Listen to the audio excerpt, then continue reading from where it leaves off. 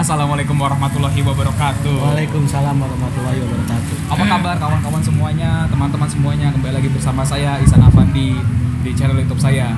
Nah, kali ini ada sesi baru nih. Nah, di sesi baru ini namanya kosan atau kopi santai. Jadi si kontennya ini berupa kita konten itu nanti kedepannya sharing diskusi bareng-bareng. Nah, saya akan mengajak orang, ya biasanya entah teman saya atau siapapun itu untuk membahas suatu hal yang berkaitan dengan kehidupan. Oke, karena ini adalah video pembukaan dan pembukaannya ini kebetulan ini untuk tugas kuliah saya. Saya ini mahasiswa Institut Setiami Kampus Bekasi. Kali ini saya sedang berada di Warung Stalking yang berlokasi di Jalan Raya Mangunjaya, Tambun Selatan ya, Mangunjaya ya? Tambun Selatan. Sekarang saya akan mengajak teman-teman semua nih untuk berbincang-bincang dengan nilai-nilai Pancasila, khususnya persepsi masyarakat tentang nilai-nilai Pancasila.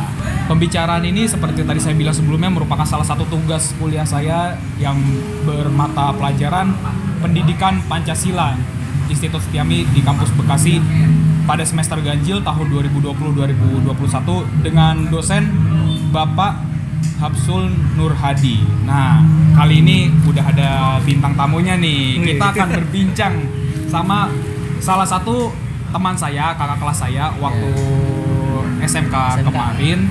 Nah, siapa namanya? Halo, kenalin nama saya Fajar Bidormawan. Saya kebetulan kakak kelasnya Ihsan waktu di SMK. SMK kita di SMK Almunia Tambun Utara. Nah, ya gimana San? Untuk informasi, beliau ini adalah salah satu guru apa Kak? Guru lah di sekolah dasar. Guru di sekolah dasar Mutiara Hikmah yang letaknya di Gria Asri 2. Bener kan Mutiara Hikmah ya? Ya. Sebentar, nih kameranya kayaknya kurang center dikit ya. Kita coba geser dulu. Oke, tanpa basa-basi lagi, kita langsung mulai aja ya. Boleh. Apakah Anda siap untuk menghadapi siksaan yang akan saya berikan?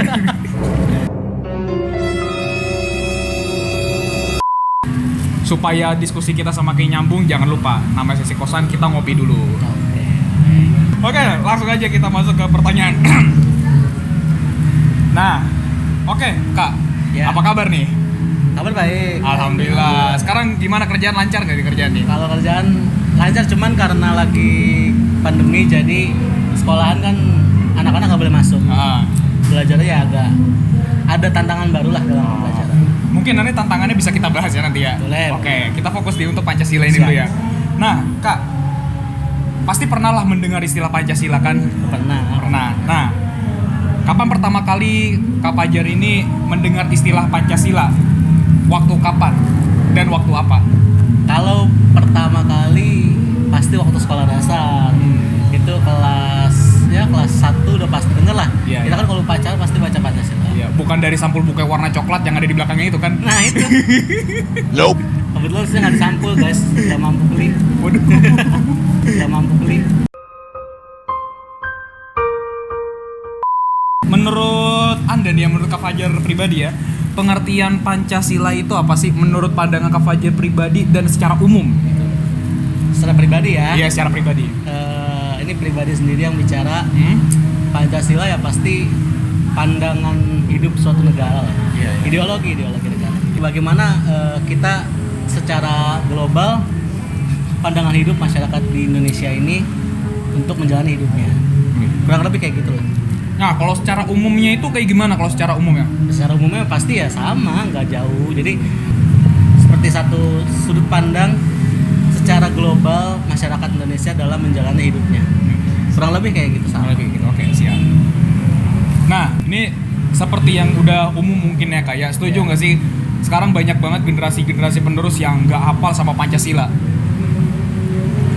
Ya, jelas banyak ya. banget. Banyak banget ya. Itu jujur seperti sebenarnya kita sangat merasa miris sekali kita karena Pancasila itu udah sebuah dasar negara tapi dilupakan oleh generasi penerus. Nah, sekarang kita tanya kepada dia nih. Hafal nggak Pancasila? Hafal. Ada berapa jumlah sila dalam Pancasila? Sila. Ada 5. Ada 5. Nah, coba sebutkan sila-sila dalam Pancasila. 1. Yang pertama, ketuhanan yang Maha Esa. 2. Kemanusiaan yang adil dan beradab. 3. Persatuan Indonesia. 4. Kerakyatan yang dipimpin oleh hikmat kebijaksanaan dalam permusyawaratan perwakilan. keadilan sosial bagi seluruh rakyat Indonesia. Wede, apa ternyata gitu close first. Gua kira kagak apa gitu kan. Nah, ini by the way nggak skrip ya? Iya. Kita lagi emang. Iya, ini skripnya ini tuh apa namanya dari pertanyaan-pertanyaan dari kampus ini yang harus dipertanyakan supaya tidak meleset juga pembahasannya. Nanti kalau meleset diserang sama orang. Menurut Anda nih ya, pentingkah rakyat Indonesia perlu memahami dan mengamalkan nilai-nilai Pancasila? Penting nggak menurut Anda? Kalau penting, alasannya kenapa? Kalau nggak penting, alasannya kenapa? Kalau bagi saya penting, bukan penting, menjadi kewajiban seharusnya. Karena kalau dari sudut pandang saya, kenapa alasannya? Kita ini kan negara masih usia muda, masih usia 70 tahun. Kita masih perlu membangun suatu profil atau apa ya sebutnya ya, atau karakter negara sendirilah. Nah, maka dari itu dulu para pahlawan merumuskan 5 sila yang akan menjadi sudut pandang negara. Nah, kenapa dibuat itu? Supaya rakyatnya itu berpacu pada 5 sila itu. Kalau kita nggak berpacu pada 5 sila itu, ya berarti cita-cita negara nggak akan tercapai gitu. Dan pasti akan ada terpecah belah di tengah-tengahnya nanti. Tanpa adanya Pancasila, mungkin negara kita walaupun sudah mengumumkan kemerdekaan, jika tanpa ada Pancasila mungkin hanya sementara, pasti akan tidak lama akan terjadi perpecahan ya pasti ya. Khawatirnya kayak gitu kalau kita nggak mengamalkan. Iya, betul sekali. Betul. Ya, sangat menarik sekali jawaban Anda ternyata. Oh iyalah. Sepertinya bisa deh sering-sering diundang ke kosan nih membahas Kosan ini. Kosan kopi santai, Oh, iya. sesinya bukan kosan siapa. Nah, sekarang nih kita masuk ke pertanyaan-pertanyaan ini nih. Ini pendapat Anda pribadi ya. Ya. Dari masing-masing 5 sila dalam Pancasila. Ya. Sila pertama itu kan ketuhanan yang Maha Esa. Ya. Nah, bagaimana gambaran secara umum menurut Anda suasana kehidupan keagamaan masyarakat di sekitar tempat tinggal Anda? Tempat tinggal. Kebetulan kan kalau di lingkungan saya itu lingkungannya perumahan. Kalau di rumah saya mayoritas muslim, tapi ada non muslim. Nah, kalau kita baca kan sila pertama. Sila pertama berarti kan ketuhanan yang Maha Esa. Iya. Dan ya kalau secara agama di rumah saya alhamdulillah semuanya sejauh ini cukup memegang teguh sila tersebut. Tidak ada satu praktek atau satu pelanggaran yang cukup berat untuk dibilang tidak mengamalkan sila pertama. Berarti walaupun di sana berbeda kepercayaan yang sedang merayakan apa kepercayaannya di suatu hari saling menghargai ya berarti. Iya lah. Itu kan ada di sila ketiga. Jadi kalau bicara masalah menghargai, saling menghargai. Siap. Oke, nih yang kedua nih, pertanyaan yang kedua tentang sila pertama. Agama apa saja yang dianut oleh masyarakat di lingkungan Anda? Nah, apakah mereka rajin, taat beribadah menurut kepercayaan atau agama mereka? Oke, berarti ini bicaranya masalah apa aja agamanya. Ya pasti muslim, Islam. Yeah. Yang kedua ada di rumah saya itu ada penganut Hindu, ada juga penganut Kristen. Selebihnya nggak ada sih. Kalau masalah ketaatan kembali ke pribadi masing-masing. Saya ngelihatnya saya sendiri aja lah gitu ya. Kalau saya sendiri berusaha terus untuk taat walaupun kadang tidak di rumah. Kan di rumah saya di fasilitas masjid, tapi nggak semuanya beraktivitas di sana lah. Paling kalau jam-jam sore, kalau jam-jam maghrib, jam-jam isya kita kumpul. Tapi kalau jam siang biasanya sibuk di tempat masing-masing. Gitu. Tapi kalau dibilang aktif setiap hari aktif. Alhamdulillah. Oke, next question. Ya. Di lingkungan Anda apakah dapat terbina kerukunan hidup dengan sikap saling hormat menghormati dan kerjasama antar pemeluk agama yang berbeda-beda? Apa saja contohnya? Kalau bicara kerukunan, secara general semuanya terlihat berusaha saling menghargai dan rukun ya. Tapi kalau secara detail satu individual ada aja kadang yang menjadi provokator dalam hal, tapi bukan dalam agama, tapi dalam kemasyarakatannya. Contoh, ada satu individu yang sering bikin gaduh kalau siang dengan pakai motor yang knalpotnya ember, knalpot besar gitu kan. Nah, itu kan dari segi kemasyarakatan. Tapi kalau dari segi agama, semua menghargai sih. Kita ketika kita dari agama Islam merayakan hari raya, orang yang ada di agama non Muslim tetap saling menjaga untuk tidak menjadi provokasi, bahkan memberikan dukungan dengan cara membantu. Nah, ketika orang non Muslim juga mengadakan kadang-kadang ada acara keagamaan di rumahnya, dan kadang-kadang kan acaranya malam, ya kita tetap tidak mengganggu dan tidak berusaha untuk merusak lah, gitu. Itu contoh-contohnya. Itu contoh-contoh. Berarti toleran di sekitar perumahan Anda ini berarti benar-benar sangat terjaga banget ya toleransinya ya? Ya, cukup terjaga. Alhamdulillah. Secara general, ada aja tapi ya mungkin walaupun ada, tapi ya sedikit lah ya, ada semuanya ya. Lanjut nih, pertanyaan keempat. Apakah di lingkungan Anda pernah terjadi pemaksaan suatu agama kepada orang lain? Apa contohnya? Nah, pendapat Anda bagaimana nih? Komentar pendapat Anda. Pemaksaan misalnya misalnya orang suruh masuk ke kepercayaan orang itu gimana, yang bilang kalau kepercayaan itu paling benar karena memaksakan gitu, contoh gitulah. Sejauh ini nggak ada sih. Jadi ya fine aja, semua menghargai karena ya kita juga udah hidup di zaman modern lah. Udah di zaman kedewasaan, nggak ada sih kayak gitu-gitu. Ya semua fine aja. Berarti nggak ada pemaksaan gitu ya. Oke. Itu tadi pertanyaan-pertanyaan tentang sila pertama. Nah, kita masuk nih ke pertanyaan tentang sila kedua. Sila kedua, kemanusiaan yang adil dan beradab. Ini ternyata setiap sila dibahas. Gila lu gak ngomong. Gue jawab udah panjang lebar. Soalnya gue tau kalau bisa gue bilang itu pasti mikir-mikir. Iya, pasti gue batasin dulu nih sila pertama dulu gitu. Ya udah. Lanjut ya. Nah, pertanyaannya nih. Apakah di lingkungan Anda masih ada perlakuan? Tadi kan sila kedua ya, kemanusiaan adil dan beradab. Pertanyaan pertamanya nih, apakah di lingkungan Anda masih ada perlakuan yang semena-mena kepada sesama manusia yang tidak sesuai dengan harkat dan martabatnya sebagai sesama makhluk Tuhan? Nah, ada nggak? Kalau ada, coba berikan contohnya. Yang secara general mengganggu aja deh ya. Kalau mengganggu ada.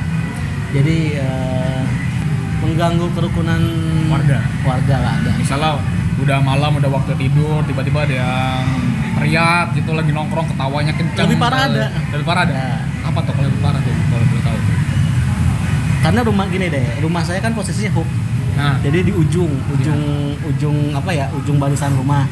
Dan di ujung itu emang ada tanah kosong. Nah, kalau malam kadang ya anak muda inilah jam 2 pagi ada yang main gitar, ada yang main gendang-gendang, dan itu mengganggu. Ya mengganggu dari suara gendangnya sih. Iya jelas. Kalau gitar kan dia kan walaupun gimana kan suaranya kecil kan gitar ya. Kalau misalnya nggak pakai ini suara tawa-tawa segala macam. Itu sih.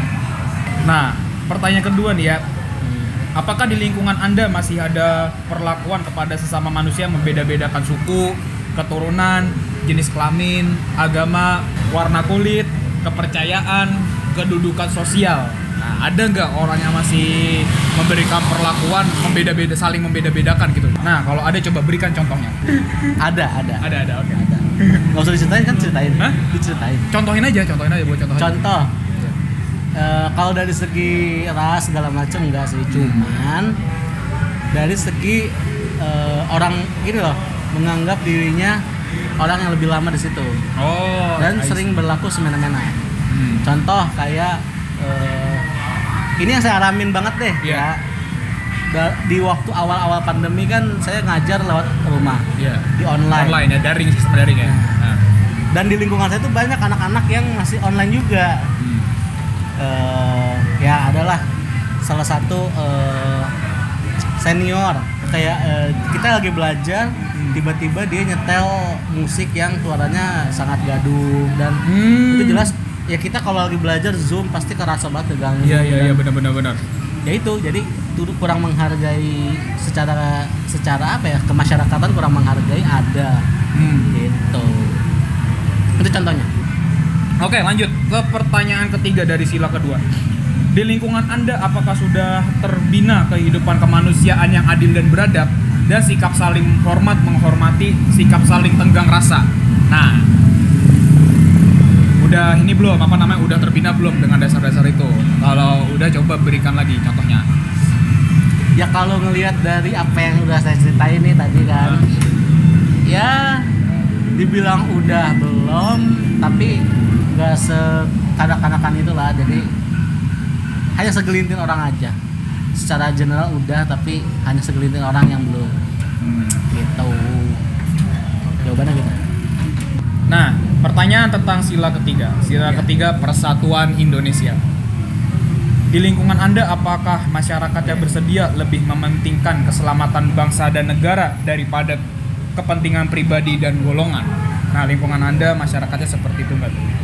Kalau misalnya seperti itu, coba berikan contoh tindakan dari mereka itu. Kembali lagi, hampir sama sih jawabannya ya. Secara global udah, tapi ada segelintir orang yang enggak. Kayak kita ini kan dari persatuan, bicara tentang golongan. Ketika ada orang yang berbeda golongan, ya masih ada aja provokator yang saling membuat gaduh, kayak mengejek satu dengan satu yang lain, mengucilkan satu dengan satu lain, masih ya ada sih. Tapi enggak secara menyeluruh. Kalau secara menyeluruh, ya ibarat kata kita lagi ronda nih, kita lagi kumpul satu RT. Kebetulan kan saya mewakili orang tua ya, orang tua saya jauh, jadi saya yang harus ikut gabung dengan kegiatan itulah kegiatan masyarakat lah. Jadi sedikitnya udah tahu, dan ya ada aja ketidakdewasaan dari satu dua pihak ada aja. Berarti pada poinnya ada yang udah bisa ibaratnya kayak begini ya, di pertanyaan ini udah bisa kepentingannya itu ada aja orang yang kepentingannya itu demi bangsa dan negara juga, masih ada juga orang-orang itu yang untuk kepentingannya pribadi masih ada aja. Oh ada. Kalau yang kepentingan masyarakat ada banget beberapa orang yang kalau saya lihat dia tapi dalam hal kecil ya, nggak secara global negara kan. Kayak dari segi lingkungan dulu deh, menjaga lingkungan RT. Ada banget, ada orang yang sampai rela bersih-bersih daerah, padahal bukan pekarangan dia. Ada orang yang sampai ikut ronda hampir setiap hari untuk menjaga lingkungan, padahal yang lain enggak. Ada banget. Ada. Oke, next pertanyaan selanjutnya. Berarti tadi pertanyaannya ada yang seperti itu, ada juga yang kurang kooperatif lah. Oke. Pertanyaan kedua. Di lingkungan Anda, apakah masyarakatnya sanggup dan rela berkorban untuk kepentingan bangsa dan negara? Apa contohnya? Ini kayaknya pertanyaan sama kayak poin pertama sih. Ya kurang beda jauh ya, sama ya. Lebih sama ya. Ya itu seperti yang tadi. Kalau secara menyeluruh nggak terlalu sih. Pasti lebih banyak yang mementingkan kepentingan pribadi. Ada orang yang sangat peduli mementingkan kepentingan warga, terutama dia kebetulan RT gitulah, sebelumnya RT sebelumnya. Jadi intinya ada ya. Ada. Oke, lanjut aja ke Oke, tadi sorry ya. Tadi soalnya memorinya sama-sama penuh gitu, sama-sama penuh, jadi dimatiin dulu di move dulu ke laptop. Oke, kita lanjut ke pertanyaan ketiga tadi ya. Nah, apa saja contoh kegiatan dari masyarakat lingkungan Anda yang dapat menggambarkan semangat rasa cinta tanah air dan rasa kebanggaan sebagai bangsa Indonesia? Oke, contoh kegiatannya banyak sih ya sebenarnya. Cuman saya cerita sedikit aja yang kira-kira bagus lah. Kita kalau mau 17-an atau mendekati perayaan kemerdekaan, kita bareng-bareng nih. Kita bareng-bareng satu komplek ngecat jalanan kita dengan tema-tema yang udah ditentukan. Itu di situ menurut saya nilai kebersamaannya ada, nilai kepeduliannya ada, solidnya ada, dan kecintaan terhadap negara juga ada kan. Terus kita setiap minggu kerja bakti, walaupun saya nggak terlalu sering, tapi kita kerja baktinya nggak cuma di rumah, kita keliling, kita lihat apa yang kira-kira kurang memadai di rumah si A, langsung di action gitu. Apakah dipotong pohonnya atau kita bersihin rumputnya, ngebersihin solokan, dan intinya itu bisa bikin sama-sama nyaman ya semuanya ya. Oke. Dasarnya kebersamaan untuk kenyamanan bersama juga. Oke, next. Apa saja contoh sikap dan kegiatan dari masyarakat di lingkungan Anda yang dapat menggambarkan semangat Bhinneka Tunggal Ika? Bhinneka Tunggal Ika kebersamaan dalam keberagaman berarti ya. Ya. Kayaknya udah pernah bilang tadi kita terhadap perbedaan agama. Kalau udah pernah bilang, tadi kan emang baru dibilang. Perbedaan agama saling menghargai dengan cara saling mendukung. Contoh, ada yang non muslim lagi ngadain peribadatan mereka lah. Kita membantu untuk memarkirkan kendaraannya karena kan relatif mobil. Iya. Dan kita memberikan ketersediaan, sok silakan pakai karangan rumah saya untuk parkir. Nah, untuk yang dari non muslim pun ada. Contoh kita lagi ngadain pengajian rutin. Mereka datang walaupun beda agama, tapi tidak ikut membaca atau gimana, hanya ikut menghargai dengan cara kehadirannya aja. Dan itu kebersamaan dari perbedaan lah. Itu sebenarnya kalau misalnya sebagai sebuah pemandangan sangat indah ya itu ya. Ya indah banget. Menggambarkan toleransi, tidak peduli apa kepercayaan dia, kepercayaan. Yang Bukan penting dasar untuk mengintimidasi, karena itu kehadirannya pun dari hati dia. Kita nggak memaksakan ya, nggak memaksakan kan ya. Oke, next ya. Nah, masuk nih ke pertanyaan tentang sila keempat. Sila keempat itu kan kerakyatan yang dipimpin oleh hikmat, kebijaksanaan dalam permusyawaratan perwakilan. Oke, pertanyaan pertama mengenai sila keempat ini. Apakah masyarakat di lingkungan Anda ada yang masih sering memaksakan kehendaknya kepada orang lain? Contohnya itu seperti apa? Kalau dari segi kebijakan atau peraturan, saya nggak terlalu tahu karena nggak terlalu aktif. Tapi sejauh ini kayaknya nggak ada sih. Aman ya berarti ya? Damai berarti, nggak ada yang maksud memaksakan gitu ya? Kak, maaf kalau ganggu ya. Kalau tadi ganggu, sorry ya mas. Berarti nggak ada yang memaksakan ya berarti ya? Nggak sih sejauh ini. Nggak ada memaksakan ya? Oke, mantap. Nah, Kalau yang apa? Kalau yang melanggar ada. Oh, yang melanggar ada. Melanggar itu dalam arti maksudnya dia Kita bikin kebijakan bersama untuk kebaikan bersama, tapi tidak ditaati ada. Berarti tapi ya gitulah. Memaksakan orang untuk mengikuti egonya dia berarti ya, saya nggak langsung ya. Oke. Nah, untuk pertanyaan kedua mengenai sila keempat, apa saja contoh kegiatan musyawarah warga di lingkungan Anda dalam mengambil keputusan untuk kepentingan bersama? Kegiatan musyawarah apa aja untuk mengambil keputusan bersama? Secara yang umum deh, Ya. pemilihan RT. Ya kita kalau pemilihan ketua kegiatan, ketua pelaksana kegiatan bersama pasti dari rapat dulu. Kita cari siapa yang paling amanah untuk mengemban tugas itu. Iya. Dan ya segala kebijakan, contoh biaya kebersihan, kesejahteraan pegawai kebersihan kan suka ada kan. Nah itu kita perhatikan dengan cara musyawarah bersama, biar nggak ada yang terlalu berat, nggak ada yang terlalu terpaksa atau gimana. Itu pasti udah Lebih kerapat ya berarti ya. Gitu. Oke. Next pertanyaan, apakah ada kegiatan musyawarah untuk mufakat di lingkungan warga Anda, namun tidak diliputi dengan semangat kekeluargaan? Kalau ada itu seperti apa kejadiannya? Contohnya? Gimana? Apakah ada kegiatan musyawarah untuk mufakat di lingkungan warga Anda, namun tidak diliputi semangat kekeluargaan? Jadi misalnya ada kegiatan yang untuk bermusyawarah nih, bermusyawarah untuk bersama untuk warga, tapi itu nggak ada rasa semangat, maksudnya kekeluarganya ini mungkin dalam artian nggak ada semangat untuk bersama gitu, jadi nggak buat bersama. Enggak. Ya semua ya karena dasarnya keinginan ketentraman bersama, keluarganya nggak terganggu. Ya pasti sebenarnya dasarnya dari itu. Akhirnya kita merelakan waktu untuk bersepakat rapat mengadakan musyawarah, ya pasti dasarnya itu. Nggak ada sih. Berarti nggak peduli ya, intinya selagi buat bersama-sama harus harus benar-benar sepakat bersama, semangat juga gitu, itu buat bersama-sama. Ini kok ada yang kebijakan yang mengganggu kenyamanan satu warga atau gimana, pasti dijadikan rapat untuk supaya ini biar tuntas nih gitu sih. Berarti kalau misalnya ada yang nggak setuju atau bagaimana, pasti akan dirombak lagi berarti. Bagus banget. Lalu pertanyaan keempat, bagaimana reaksi masyarakat jika ada warga yang tetap tidak mau menerima hasil keputusan dari musyawarah warga yang sudah dilandasi semangat kekeluargaan?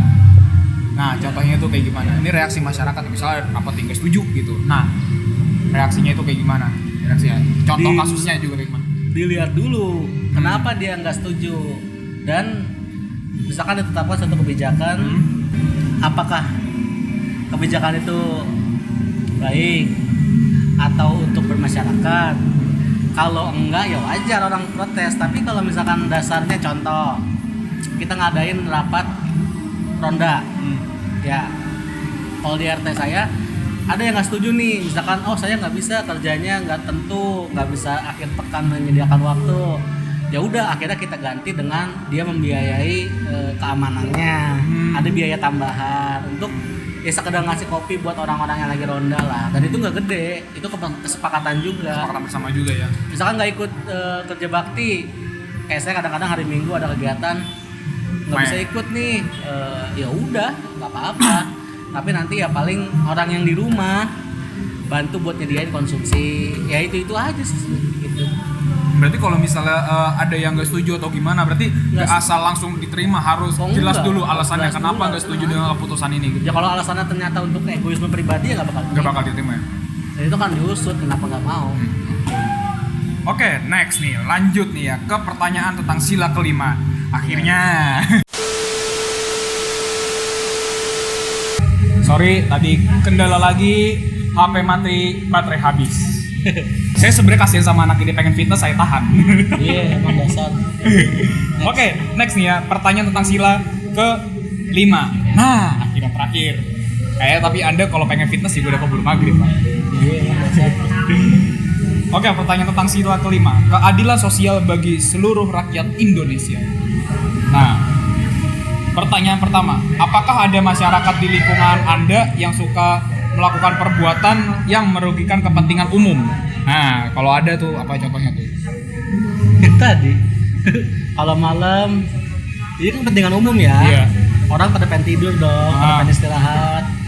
Dia malah dengan seenaknya anak-anak main petasan kah, gendal, ketawa-tawa, nyanyi-nyanyi.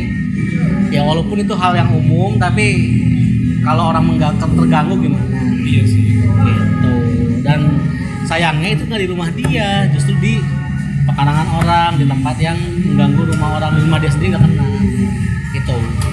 Kecuali kalau misalnya ke tempat yang sepi kali gitu, nggak ada masalah kali ya, kan juga lapangan juga. Iya. Karena ada lapangan, ada kebun, ada banyak lah, tapi dia malah di rumah. Memilih di rumah orang gitu, kalau mengganggu kedamaian warga sekitar. Terus tanaman ibu saya suka dirusak. Kadang anak-anak nongkrong habis main bola, daunnya dipetek-petek. Dimakan kambing kali? Enggak. Itu sampah suka ditaruh di rumah saya tuh, depannya ada kayak taman kecil, sampah suka dibuang ke situ. Kadang mereka buang rokok sembarangan gitu, solokan. Nah itu justru mau bikin banjir segala macam gitu ya. Oke, next pertanyaan kedua tentang sila kelima.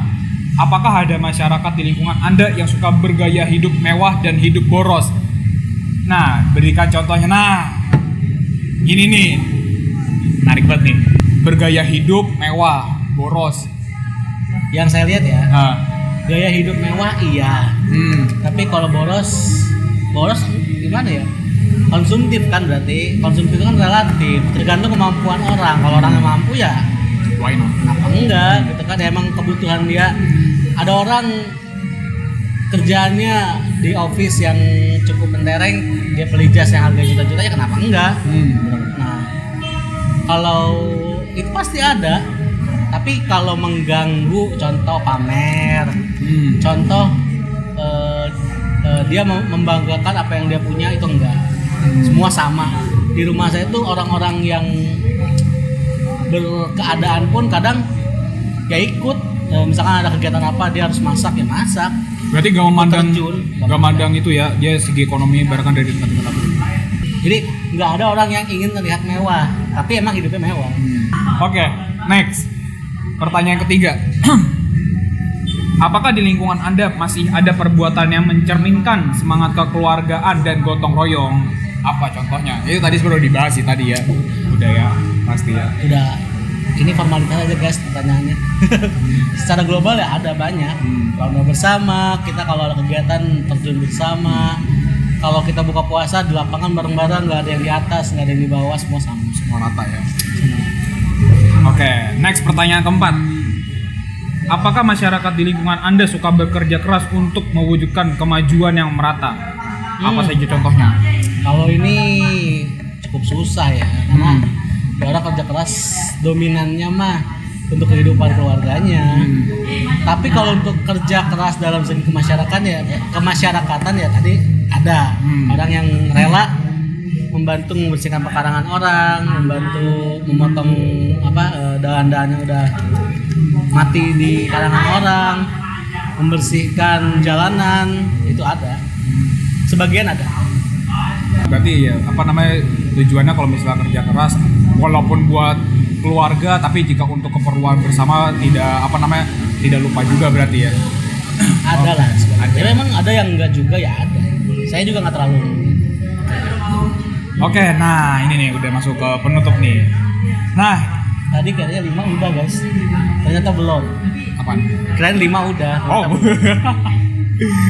Belum nih, ada final question. I have two last questions. Last question. Pertama, apa saran Anda agar rakyat Indonesia dapat memahami dan mengamalkan nilai-nilai Pancasila? Saran dari lo nih. Ada pertanyaan kedua nggak? Ada. Siapa tuh nyambung. Nah, untuk pertanyaan keduanya, perlukah nilai-nilai Pancasila itu dimasyarakatkan lagi melalui kurikulum di sekolah dan kegiatan penataran di tengah masyarakat? Bener kan nyambung? Oke. Ini berarti dua poin pertanyaan ini sebagai pesan-pesan terakhir untuk penonton kita ya, berarti ya nyambung ya. Oke. Saya akan bicara sebagai yang pertama, satu sebagai warga negara Indonesia, yang kedua sebagai orang yang terjun langsung di dunia pendidikan. Ya. Kalau saya boleh berpendapat, ideologi ini memang sangat dibutuhkan, sangat penting. Kenapa? Dari ideologi ini kita belajar yang namanya kebebasan berpendapat, kebebasan bersuara, kebebasan memilih keyakinan. Nah, terus dengan adanya sila-sila ini sebetulnya membantu kehidupan kita dalam mencari kehidupan. Contoh kayak kita bebas memilih keyakinan. Ya kalau orang ada yang nggak setuju, kan kita jadi nggak enak. Kita jadinya kayak resah gitu kan. Ada kesenjangan. Dari itu lahirlah pemikiran saya untuk kembali mensosialisasikan nilai-nilai Pancasila. Yang saya lihat cukup banyak orang-orang yang tidak memahami Pancasila itu sendiri. Masih banyak orang yang memandang sebelah mata perbedaan. Masih banyak orang yang tidak menghargai keputusan bersama padahal untuk kepentingan bersama. Karena apa? Karena bertolak belakang dengan ego dia.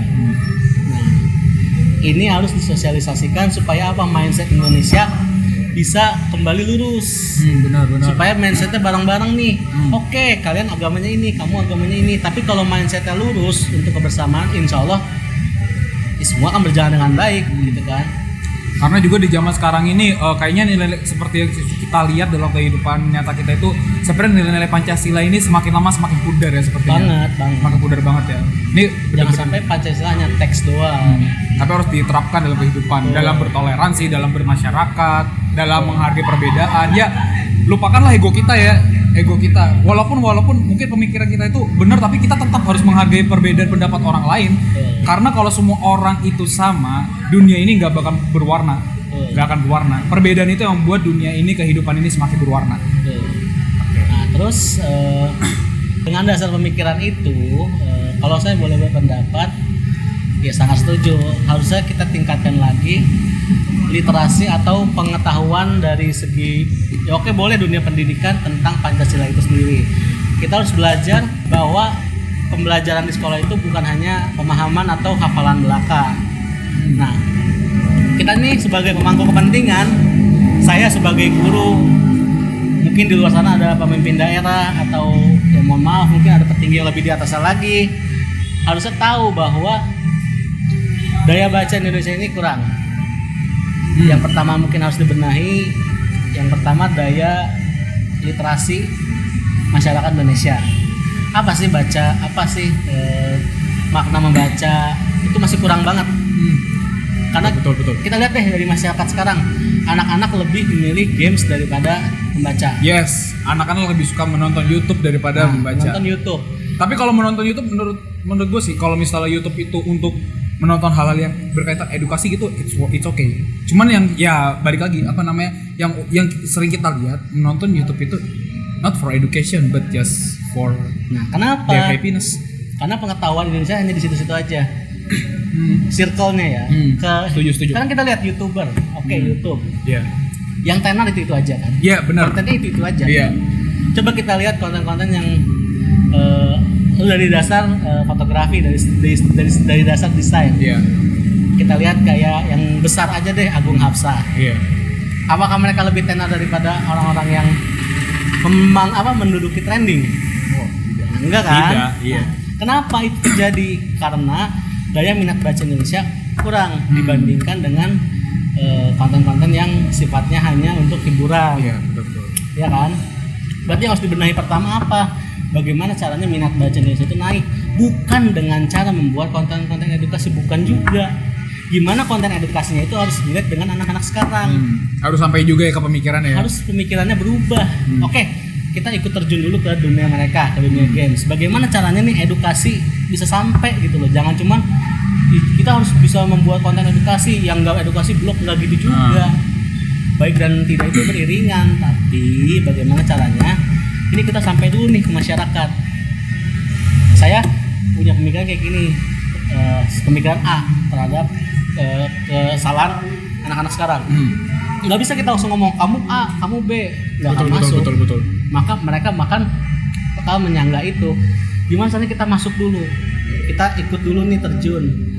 Kita merubah perspektif mereka, mindsetnya, sehingga bisa ikut dalam memperbaiki tatanan negara ini. Menurut saya intinya yang harus diperbaiki adalah minat baca dan mindsetnya. Kita lihat sekarang deh, orang-orang tinggi lebih sibuk menjaga citranya, lebih sibuk menjaga namanya supaya apa, di pilkada selanjutnya dia menang. Betul. Nah, itu akan terus berjalan. Ketika dia kepilih, dia akan memanfaatkan kesempatan untuk memegang kepentingan lah kita sebutnya. Dan itu nggak akan habis-habisnya, nggak akan ada secara real yang berkeinginan untuk membangun negara. Ini harus dibenahi dulu gitu. Saya sebagai guru sangat merasa miris lah, minat baca Indonesia sangat kurang. Jadi yang sebenarnya adalah literasi, pemahaman, dan mindsetnya. Kalau udah mindset udah bener, mau bagaimana kejanggalannya bisa dibenahi. Benar-benar. Jadi itu sih. Kalau dari gue sih yang paling ini sih, yang paling utama diubah itu sih mindsetnya sih.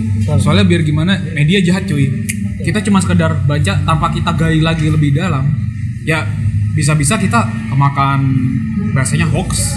Ya ternyata tidak sesuai dengan faktanya. Itu malah yang bisa merusak moral bangsa dan negara, yang bisa merusak nilai-nilai Pancasila juga.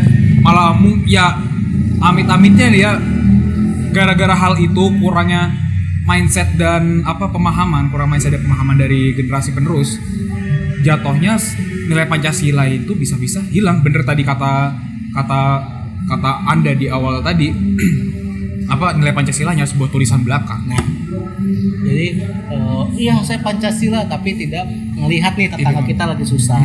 Saya Pancasila tapi ketika ada yang beda agama kita hujat. Iya, gitu. betul. Itu belum. Harus bersatu dulu lah. Mindsetnya diubah bahwa kita itu satu. Udah selesai semua. Intinya itu. Oke. Sangat menarik sekali diskusi panjang kita ya. Durasinya dari jam berapa ini? Kayaknya sejam lebih ada kali nih, sejam lebih nih kayaknya. Lewat ya. Oke nih. Terima kasih telah berkenan ya. Kasih banyak nih udah ngeluarin waktunya nih. Nyampe merelakan waktu fitnessnya harusnya dari jam 4 gitu kan ya. Gue fitness buat ngurusin badan guys. Ntar dia apaan fitness badan begitu ya, gue pengen ngurusin. Gue amat buat sehat. Sehat ya. Makasih banyak ya kayak. Makasih banyak ya. udah ngebantu juga nih ngasih jawaban dari wawancara gue ini tadi. Makasih banyak udah ngeluarin waktunya. Makasih, terus juga mohon maaf juga nggak ngomong kalau misalnya pertanyaan sebanyak ini, soalnya kalau misalnya ngomong pasti mikir. soalnya gini pas di chat ngomong nggak bisa lama ya, soalnya jam 4 mau fitness, makanya nggak ngomong, mending gak usah ngomong, mending di sini langsung. Sekarang jam 6 biar gak bisa kabur. Nah, oke. Terima kasih banyak buat yang udah menonton. Ingat, ambil positifnya dan buang negatifnya. Dan ingat juga, sibuk apapun kalian, jangan lupa untuk ngopi. Kalau bisa kita budayakan dan gelar perkopian bersama. Saya Ihsan Afandi dan Hajar Dirmawan pamit undur diri. Wassalamualaikum warahmatullahi wabarakatuh.